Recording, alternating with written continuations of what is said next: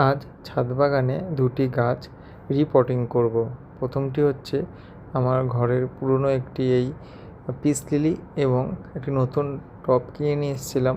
তো সেই টবে কিছু জেড প্ল্যান্টের ডাল কেটে বসাবো। তো এখন আমার গিন্নি পুরোদস্তুর বাগানি হয়ে উঠেছে, তাই গাছ রিপোর্টিং করার দায়িত্ব সে নিজেই কাঁধে তুলে নিয়েছে। তো প্রথমে মাটি তৈরি করেছিলাম 50% ভার্মিকম্পোস্ট, 30% সিন্ডার এবং 20% বালি দিয়ে। তো এই মিডিয়ার মধ্যেই আমি আমার পুরনো পিস লিলি গাছটি রিপোর্টিং করে দিলাম।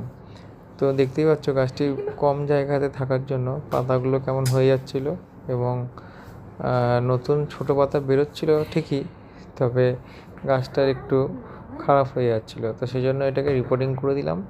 আর এই যে বলছিলাম নতুন টব, এই টবটি আগের দিন গিন্নি নিয়ে এসছে। তো ভাবলাম যে এর উপরে কী গাছ লাগানো যায়। তো ওই বললো এখানে জেড প্ল্যান্ট লাগালে খুব ভালো হয়। তো সে মতো এই গাছটিতে, এই টবটিতে আমরা জেড প্ল্যান্ট বসিয়ে দিলাম।